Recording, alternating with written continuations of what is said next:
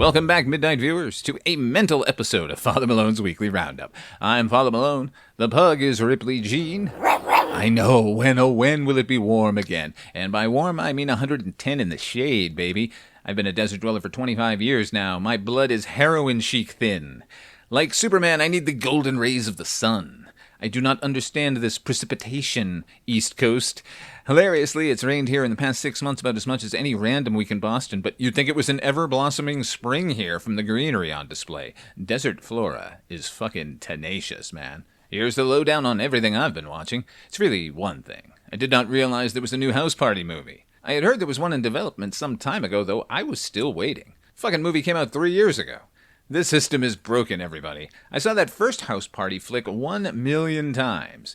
Because I was an usher at the Lowe's Assembly Square in Somerville, Massachusetts. I can, but I will not, for I am merciful. I can rap the entirety of that song, House Party. It played over the end credits, and that theater was always packed, so it was a lot of cleaning. Remember that Minecraft phenomenon we had, where kids were just going fucking wild with the popcorn? Typical Friday night in 1990. Movie audiences are, and always have been, pigs. That was an exciting time for African-American filmmakers, and a pretty fucking great moment overall. In 1990, the vanguard of black cinema was Kathleen Collins and Michael Schultz, Crush Groove and Cooley High. Come on now. Robert Townsend and his sleeper hit Hollywood Shuffle, and yes, of course, Shelton Lee. Spike to the world. You dig? Show enough. As far as black filmmakers and their chance to have their voices and experiences given the amplification they richly deserved, although it would have happened anyway, I think a lot of the greasing of the wheels as far as embracing black voices was thanks to Eddie Murphy. He was a leading man, not just to a targeted audience. He was world fucking wide, name above the title Everyone Wants Him superstar. On a less explosive scale, Lee was for directors what Murphy was for actors. I'm comparing the two as a goof, because they almost immediately had a beef over fucking nonsense back in like '89. After the massive success of Do the Right Thing, Hollywood woke the fuck up. Maybe not to the fact that there are new visionaries out there to discover, and more, holy shit, white people will go see black movies. Cha-ching! So in between 1989 and Do the Right Thing, and 91 and the start of the fucking tsunami of the Black New Wave, a wave that, let's face it, thanks to the studios, was fueled by stories of gritty and violent street crime.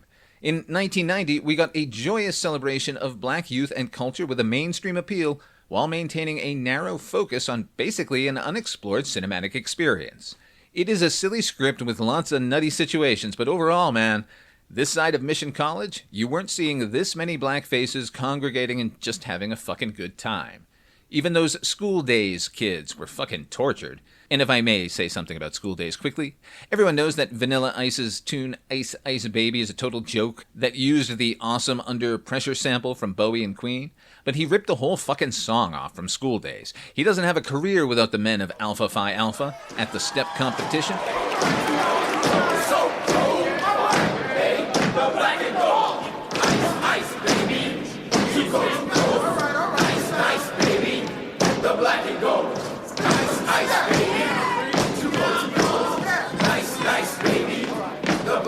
Right? Anyway, House Party, which is in the National Registry now, Library of Congress, was based on director Reginald Hudlin's award-winning short film, and is basically the exact same plot. Two kids throw the house party to up their social standing. Kid and Play, Martin Lawrence, Robin fucking Harris, and yes, Tisha Campbell. I think I've already waxed rhapsodic over Miss Campbell over on our Little Shop of Horrors episode. The whole thing is so fucking fun. The music is awesome, the violence is cartoonish, the fashions are still questionable. It is a nice aperitif before the very serious movies that started crashing against our shores. So back in 2023, someone had the bright idea to remake House Party. They're remaking everything else. Come on, get your lazy ass up. All right, I'm up already. That's what you get staying out partying all night. I'm a promoter. I'm working. I got like 18,000 followers. You know who got followers? Jesus. Take your rude ass to work. You just cursed. What would Jesus say? Jesus would say, shut the fuck up. This is my house. What you know about here, where's private jet sticks? See you late as usual. We need to clean this place. I done got all day. Oh, ew, what the fuck? Ooh, that couch just fluffed itself. Whose crib is this, man? Steve Jobs? Steve Jobs is dead, fool. I mean, his house died. Same old sister, same Dude got Miami shit, Cleveland shit, LA shit. Damn, pick a city, bro. Oh my God. We in LeBron's house. LeBron who? James! Hey there. Go! You are one handsome motherfucker. He got a hologram of himself just to give him compliments. You handled the decision to go to Miami perfectly. Nah, that's cap. I need 10 G's by next week. I gotta pay for my daughter's school. Bro, they on vacation. How about we throw the party in the king's house? We gonna invite all the celebrities. We can make 10 times the money. We can send Destiny to preschool, college, whatever. Tonight is our last shot. Looks like we up out the house. Hi, I see you there. How are you? It's a white man. Oh, shit! You're going to jail, Kim. Hi, I'm Peter. Is LeBron home? By the way, Black Lives Matter. They do. I posted 2 squares on my Instagram. Respect.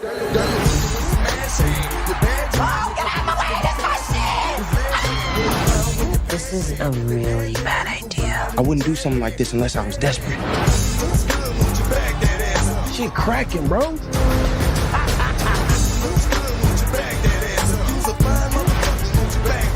Have you seen how out of control this party is? Shit, we done fucked up the koala. You good? What the fuck just happened? Your hairline is perfect. Anyone who says otherwise is just jealous. This guy.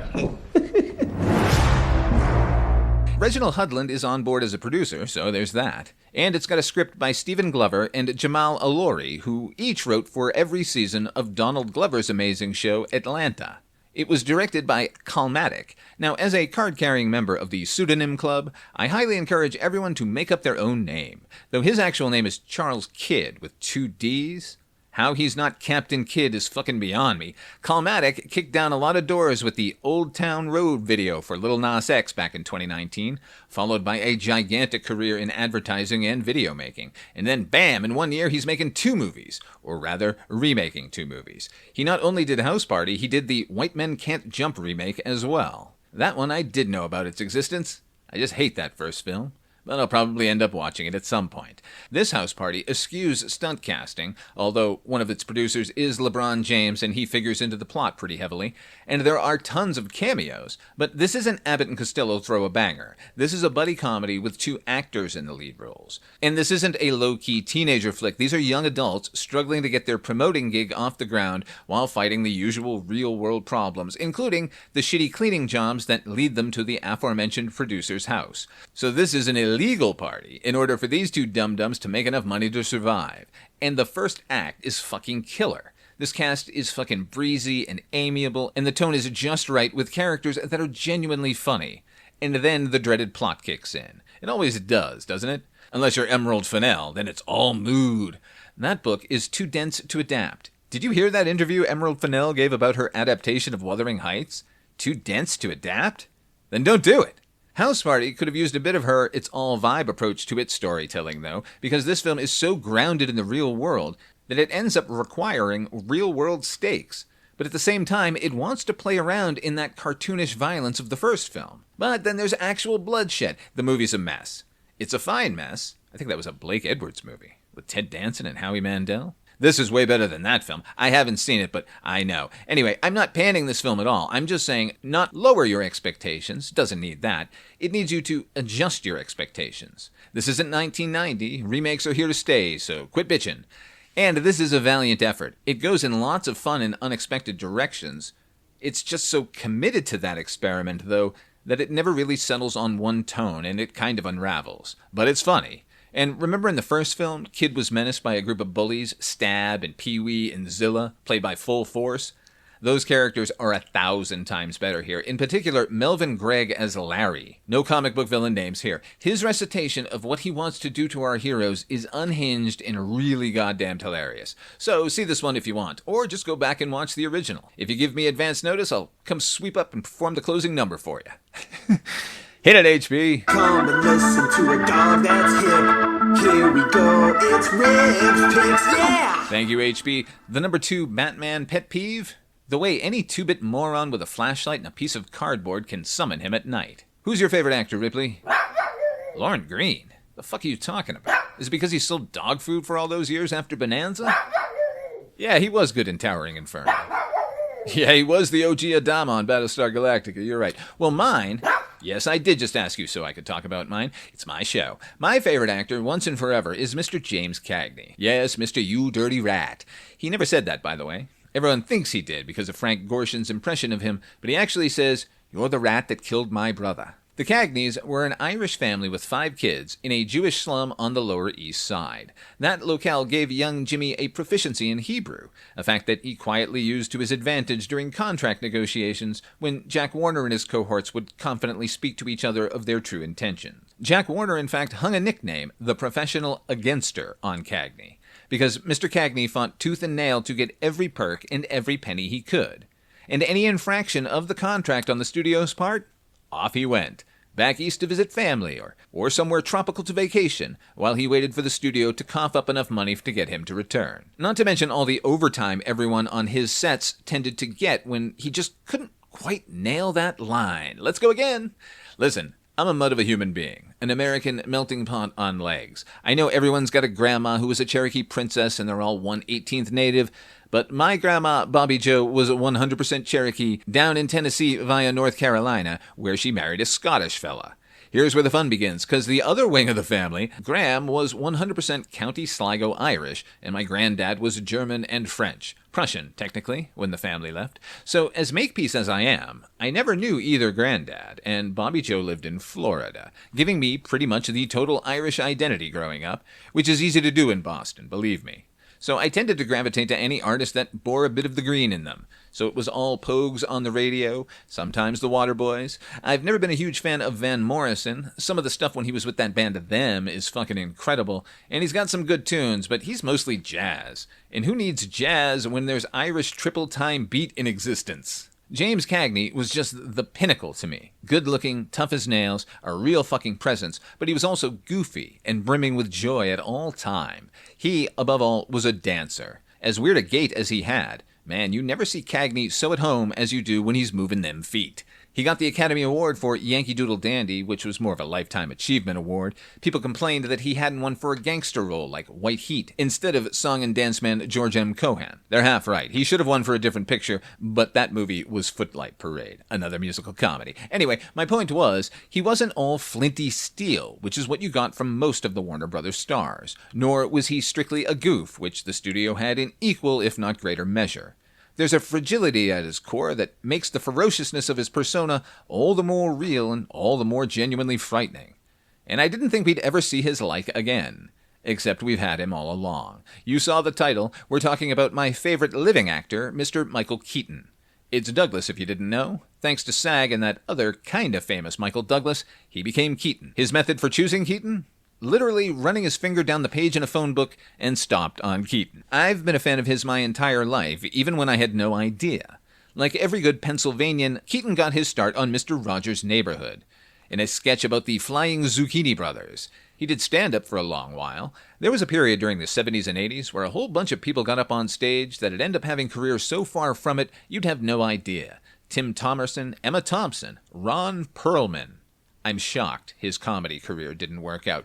Thomas Wilson, Biff from Back to the Future, his stand-up is fucking hilarious.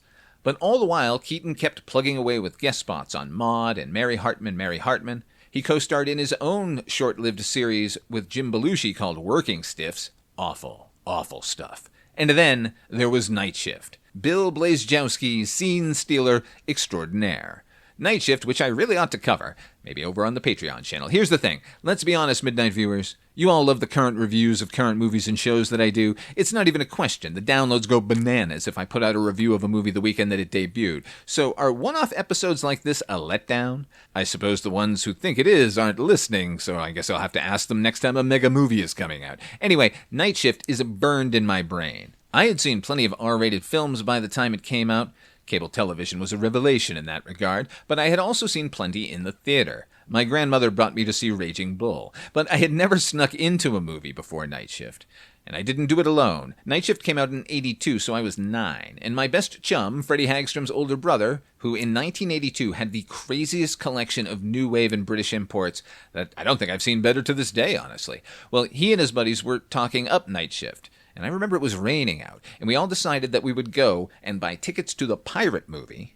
Shake your head slowly in disgust if you remember the pirate movie. A fucking slapdash reworking of Pirates of Penzance starring Christy McNichol and Christopher Atkins, with updated lyrics. Like in The Model of a Modern Major General, they throw in this hilarious line, "I'm older than the Beatles, but I'm younger than the Rolling Stones."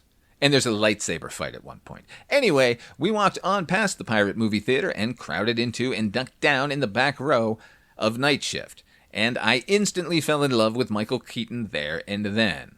I also fell in love with Shelley Long. I know that's weird to a lot of people, but she is a smoke show in that movie. Keaton, so goddamned many of his lines in this movie are burned in my brain. Jag off. What's that? The birds! It's the damn birds. And since that moment, my radar has always been up for him. Though I wouldn't have to wait long. The next year, he was the lead in Mr. Mom, which we'll get back to.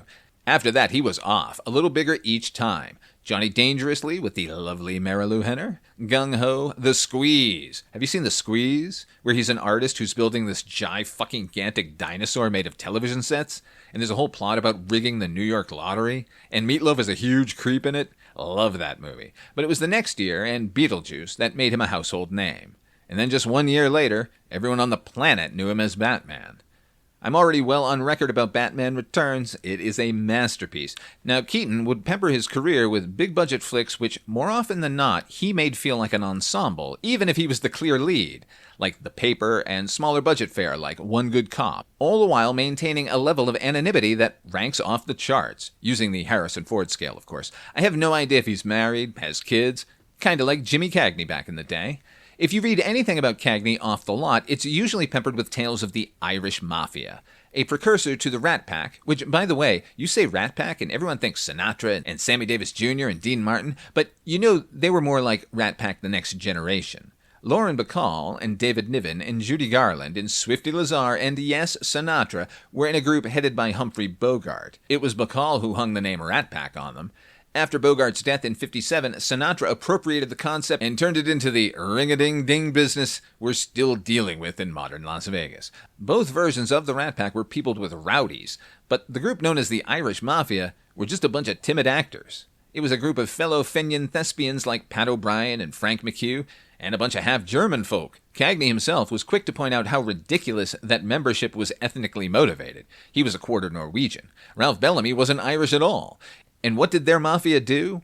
They had supper sometimes together. That's about it. Cagney was a homebody. He understood the spotlight and used it to his advantage, but didn't revel in it. Same with Keaton. Since that megaton explosion of Batman fame, Keaton has done consistently solid work with seemingly no interest in regaining that superstar crown. For a guy who started on Mr. Rogers and was essentially a stand-up, he matured into a fucking hell of a dramatic actor. I'd recommend Desperate Measures and Pacific Heights for him. And just him. He's terrifying in those flicks, and those performances deserved better. He played FBI agent Ray Nicolette in both Tarantino's Jackie Brown and Soderbergh's Out of Sight. He was Ken way before Ryan Gosling in Toy Story 3, and he was, if you'll indulge me a moment, dear listeners, the star of the family fantasy heartwarming Christmas movie Jack Frost, where he dies after promising his son he'd be home by Christmas and then comes back as a snowman. You're indulging me because this is an impression that has always cracked up HP. This is Michael Keaton as Jack Frost, having just realized he's a snowman. Why? Why? Oh, God. Cold. So cold. Keaton had a renaissance back in 2014 with the very meta single take, not really because everything's digital now and single takes are meaningless flick Birdman or The Unexpected Virtue of Ignorance. Followed immediately with Spotlight about the Catholic Church pedophilia scandal uncovered by some intrepid Boston Globe reporters. And The Founder. See The Founder. You will love him and hate him in equal measure. And yeah, he was Adrian Toomes in Spider-Man. Best Spider-Man villain to date. I'm accepting no dissenting opinions there. And he came back as a variant of Bruce Wayne in The Flash. Best part of that fucking Nightmare Fest. And last year, 2 years ago now, his triumphant return as Beetlejuice. But I want to mention 2 films you might not have heard of. The first has echoes of Mr. Mom, told you I'd get back to it, and was overshadowed by The Ghost with the Most that same year of release. The other is from a year earlier, which was overshadowed by The Flash. Now, Mr. Mom is a favorite of mine. It was all Keaton all the time. After watching Night Shift 4,000 times on cable, I was stoked that this guy was now a lead. I'd say that the movie hasn't aged well, but if there's a snapshot of a particular time and place and portrait of social mores, it's Mr. Mom. Elder millennials will remember a time in history when the notion of a man taking care of a baby was absurd. Mr. Mom as a title is an absurd title. It's meant to make you laugh. Men? Raising children? Oh, you silly things. I took it as an alarm bell. Wake up, dummies. The generation you raised has found you lacking, and you need to be more involved. My dad was at a hockey game the night I was born. That flick is about a man downsized from the auto industry who then must take over homemaking while his wife reignites her nascent advertising career. It's got Terry Garr and Martin Mull and Ann Gillian. Oh my, Ann Gillian as the predatory neighborhood strumpet. Very tempting. Like I said, the humor is 99%. Isn't it odd to see a man change a diaper? But that's not why the movie works. It does because at its center is a fucking lunatic who goes above and beyond to bring the funny no matter what situation. If you wonder what a modern take on Mr. Mom might be, wonder no longer. Released in 2024, Goodrich stars Keaton as the eponymous lead character. Billy, I'm sorry. Just go. You go out every night. Well, I have to go to work. Somebody has to support the generations of children who hate me. Hello? Andy, Naomi, where are you? I've checked into rehab. What? I am staying here for 90 days. Wait a minute. What? I gotta go. 90 days? You'll do great. What's up, Dad? Naomi's in rehab. Seriously? She's addicted to pills, and she's left me. You don't seem really surprised. I don't know. I guess it's not like that big of a shocker. Not a shocker? Where's Mom? Mom had to go back home for a little while to see Grandma. You know, she's getting older, so... Grandma's the same age as you. No, she's not. No, she's not. She's a good deal older than I am, but anyway. Things aren't so hot right now. At the gallery, we can't pay our rent. You guys are in debt. Am I in denial?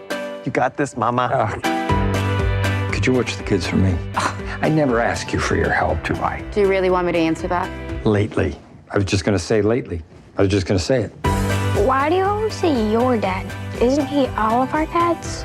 Well, I'm 27 years older than you, which is basically unheard of for siblings, except maybe in LA. I can't believe my baby's having a baby. So you go to things like this now? Parent-teacher conferences? I did all that stuff with you. Never. Oh, come on. Do we not have a good relationship? Well, it's just that when I was Billy and Moses' age, I hardly saw you. You have no idea how stressful the circumstances are right now. My wife paid it. Yeah, we're separated. I don't know why that matters. It doesn't matter. Do you know how hard it is to watch you be father of the year all of a sudden? They get a version of you that I never had. I know. Just don't cry, because if you cry, then I'm going to cry. In the end, there are really only 3 things that matter. How much you've loved, how gently you've lived, and how gracefully you let go of the things that really weren't even meant for you. I want you to channel a word that describes what you need. We're all going to shout our words at the same time. Help! I was gonna count to 3. I'm gonna be a dad. You're gonna be a dad. Good luck with that, Pete. Andy Goodrich owns a struggling art gallery in Los Angeles. In the opening scene, he's awakened by a phone call from his wife announcing she's in rehab for the next 90 days, and he'll now have to take over all the housework, including the care of his fraternal twins, aged 9. This isn't a comedy, I should point out. It's very funny frequently, but it ends up being more about what I got out of Mr. Mom than another Mr. Mom. Goodrich is shocked not only that his wife is suddenly in rehab, but he's oblivious to the problems that led her there. Given how utterly clueless he is with his 2 current children, he's forced to enlist the aid of his grown daughter from his first marriage, played by Mila Kunis, who's excellent in this, playing the hell out of an adult child watching a mature, attentive, and engaged parent when she had only absence growing up. This is the second feature from writer-director Haley Myers Shire. The Shire in her name is Charles Shire, director of those Father of the Bride films with Steve Martin. And the Myers is mom Nancy Myers, who wrote those Father of the Bride movies with Steve Martin, as well as writing and directing Something's Gotta Give, and a personal favorite, I've mentioned it a lot, The Holiday with Kate Winslet and Jack Black. Haley is a better filmmaker than her dad. We'll see if she hits mom's level of writing, but if her first two features are any indication, she is going to be a fucking wild talent down the line. And it was great to see Keaton just as a regular guy again, and not multiple versions of a regular guy. Or one so out of touch he doesn't know where to drop his kids off at school. Or at least not one completely thrown by the concept. The other flick, the one I really want to recommend, came out 1 year before. It's called Knox Goes Away. I've been doing this job a long time. People like to talk about the targets. Think it made them feel better. Why don't you care who the guy is? They never got what it was really all about. Which was, in 10 minutes, they're not gonna be anybody.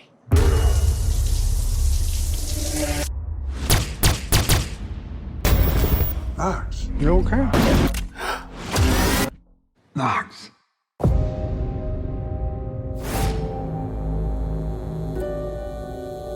You have a very rare form of dementia. How much time do I have? Weeks, not months. I'm sorry. That's okay, Doc.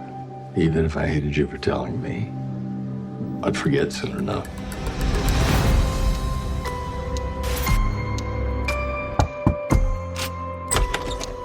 I'm sorry. I didn't mean to show up like this. Do I know you? Dad, please. Miles, what happened? This guy hurt my daughter. So I killed him. I never asked you for anything in my life. But I'm desperate. Why does he hate you so much? They found out what I did for a living. The police are all over this. You don't pull this off, this all goes to hell. I'm getting worse every hour. It's like a curtain coming down. I'm running out of time. They finally caught up to you, huh? There's no coming back from this one. It was you. What? You turned me in. That's not true, Dad. You're losing it. Something's wrong with you.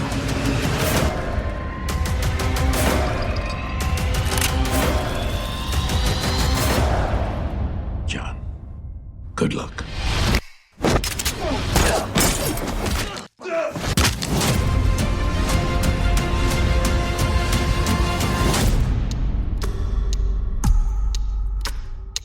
I swore I'd never be like you.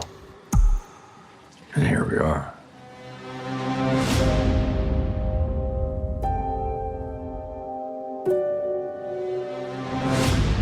This is the first decent script from Gregory Poirier, and it more than makes up for Tomcats and A Sound of Thunder and The Spy Next Door. Oof.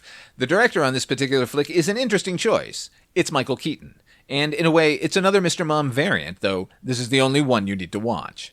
If you remember those early 90s days of the rise of independent film, I've spoken previously about this era, you witnessed a movement crowing about how innovative and original it was while producing 90% garbage. Oh, sure, it was funded with credit cards and it looked like shit, and the plots and dialogue wouldn't have gotten past a studio reader, but hey man, they weren't Hollywood. That 1% of independent films were worthy of crowing about, but not in comparison to anything. Certainly not the studios, because at its heart, independent cinema is about dogged and obsessed weirdos who have to get their voices heard by any means necessary. You dig show enough. And Knox Goes Away feels like the best of them. High on character and plot and low on set pieces and irrelevant action. It stars Keaton as John Knox, a former military man and lifelong contract killer with a penchant for philosophy who finds himself forced with a diagnosis of Creutzfeldt-Jakob disease, an aggressive disorder that will, sooner than later, lead to memory loss, visual hallucinations, dementia, and potentially coma. Since this is the least opportune moment for anything to go wrong in his life, his son, played fucking phenomenally by James Marsden, comes back into his life after shunning him for 20-odd years, and he's just murdered a 30-year-old predator who's been seeing his teenage daughter. There is a dogged detective, played by Susie Nakamura, on both their trails. There's also a pissed-off crime boss, because Knox bundled a job due to his neurodegenerative affliction,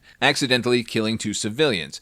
And there's Knox's own slowly slipping consciousness. If this isn't a movie with a clock, then no movie is. It's a fairly breathless 2 hours that bristle with some beautiful photography, twists every which way, and a central performance by Keaton that feels like the culmination of a career. He should have gotten an Oscar, at least a nomination. They'll probably wait till he releases his own Yankee Doodle dandy. Both of these films are currently on HBO Max, Knox Goes Away and Goodrich. If you feel like a trilogy, check out his villainous turn in the Littlestein actioner The Protégé. That one stars Maggie Q delivering on all the promise she showed as a supporting actor for all those years, as an assassin trying to take down the man that killed her mentor, Samuel Jackson. Keaton is her antagonist, a mercenary hired to keep that man safe by hunting her down. And it's a romance. And it's a way more interesting and true than that Mr. and Mrs. Smith nonsense. And it's written by Richard Wank, who wrote and directed one of my favorite vampire films of the 1980s, Vamp, starring Grace Jones. Let's say you don't want to leave the confines of HBO and seek out The Protégé. Well, then stick around on HBO and go to Turner Classic Movies. They have The Roaring Twenties. That is my favorite Warner Brothers gangster film of all time. I'll end on a piece of dialogue from that film, as a matter of fact. Is everyone fully Keatoned now? How about Cagney? Well, that'll be another show, I guess. Check us out on Monday. It's the latest in Hammer House of Horror action with our co-host Mike White. If you want to support the show, please head over to patreon.com/Father Malone, or if you're feeling the pinch, you can just like the show on the podcatcher of choice. Maybe give us a good review or share it on social media. Don't make me come on you. Come on. Come on. For Ripley Jean, I'm Father Malone. Until next time, try to enjoy the daylight. Oh, a lawyer, huh? Can you think of anything to get us out of this hole? He wouldn't if he could. If he's one of them guys that cheers the loudest back home, and then when they get over here and the going gets tough, they fold up. Shut up. I'm talking again. I'm talking to you. I don't like heroes or big mouths. We're all scared, and why shouldn't we be? What do you think we're using in this war? Water pistols? You're all right, kid. I like guys who are honest with themselves. Stay that way. Come on. Looks like it's quieted down.